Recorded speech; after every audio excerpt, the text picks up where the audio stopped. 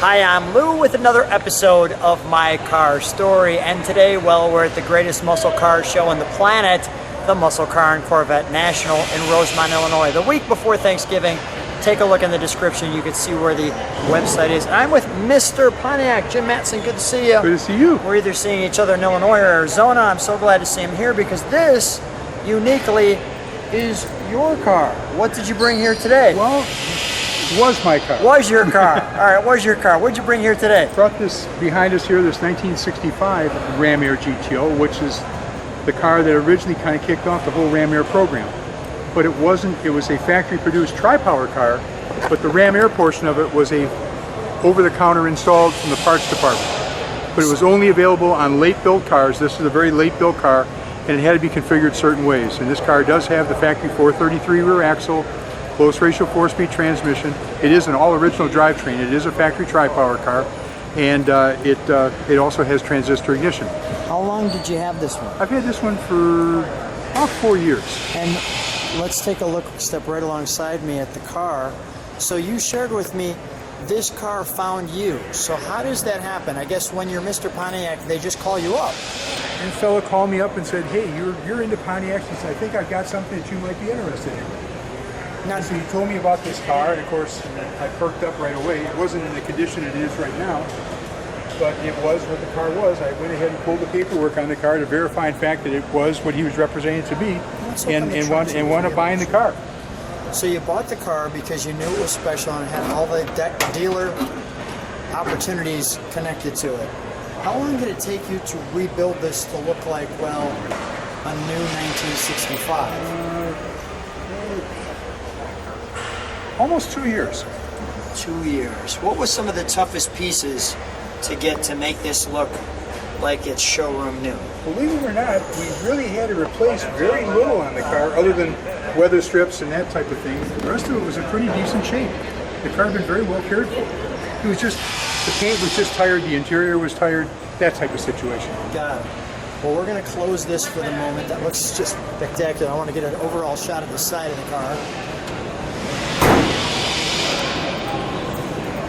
And we're in driving day, so if you hear other cars or you can see people moving around with equipment, that's why.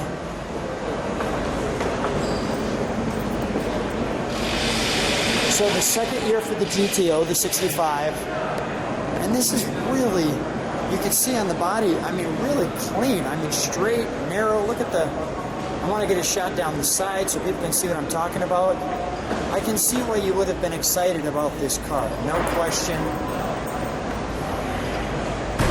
And since there's no post, clearly a hardtop car. Hardtop car. Hardtop car. Let's take a look at the interior for just a moment. Now that pinstripe, were they doing that by hand at that time, or was this? They had a fixture at the assembly plant that they did fix the car, but then a fellow came down with a Dremel wheel and went ahead and hand pinstriped these cars. Hand pinstripe the cars. That really looks good. Now you shared that this was a late model car. Yep, late in the production build. And I'm sure, you know that through all the VIN and the code.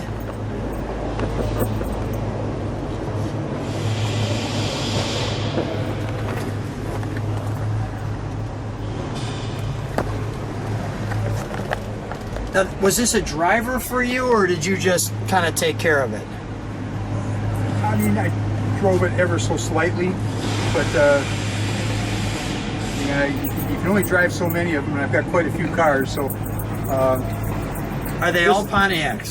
No, they're not. I mean, I'm a car guy. I mean, are there a lot of Pontiacs? Yes. Okay. But I mean, I originally came from Chevrolet division, so I mean, I've got Corvettes and Camaros. You know, and we originally met when we videoed your 62 Z11. Yes. Which was a rare car. Let's take a look under the hood, shall we? Before we take a look right under the hood, let me get a shot of the front of it. And that's a clean look on this car, isn't it? Now, was the GTO a checkbox, meaning was it originally a Tempest in 65 and it turned into a GTO? Or was the GTO its own model? No, the GTO didn't become a model until 1966.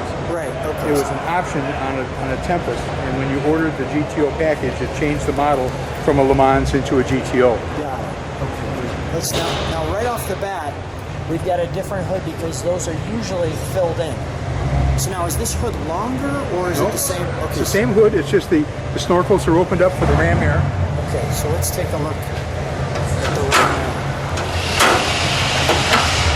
So how many cars, and that tray there really designates it.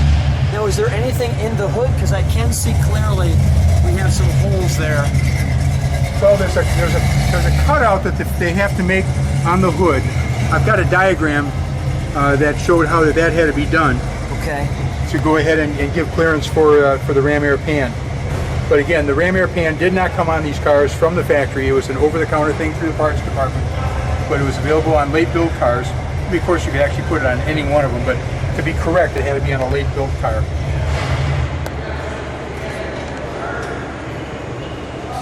And this looks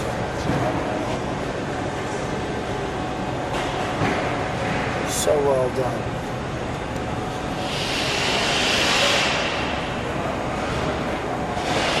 But as we were talking off camera, there's a little bit more to this story.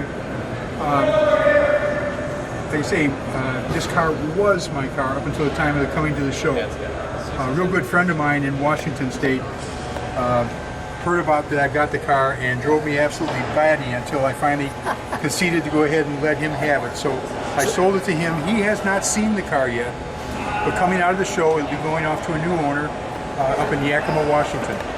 So this is the last time you'll be videoed with this car. Well, you never know. I'm not with the car again, but yeah, I'll no longer be the owner. Got it. So how many Ram Air 65 first-year Ram Air cars were there? Well, there's no production figures for the car because the car didn't come out of the factory that way. Got it. And the figures for the over-the-counter pan is only by a word of mouth, but it's alleged that there's approximately 200, 250 of these pans were produced. Yeah. And they were put on various sundry different cars. Got it. Okay. And then did the hood also come as a different thing, or they had to cut the hood? No, you had to cut the hood. Cut the hood. And open up the snorkels on the front side. All right. Let's fire it, and we'll press the brakes when we're back there, and we'll go from there.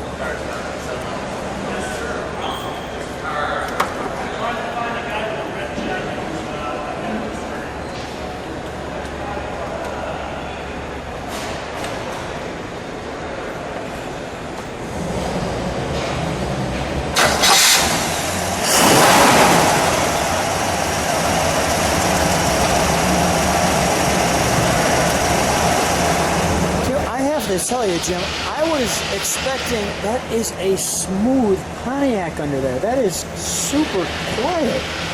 Well, you get in the back and you can hear the rumble. Get in the back. All right, fair enough.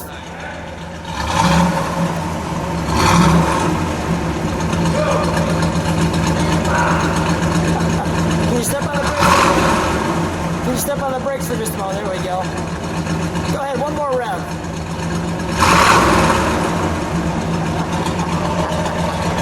Okay, it's got the rumble. I take it back.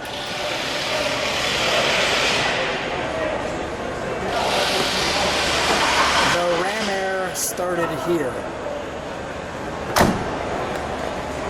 Jim, what a treat. We have the Ram Air starting right here, and we have Mr. Pontiac along with us. Always good to see you. Thanks so much for being on my coast. Well, we're going to have a room full of Ram Airs this weekend.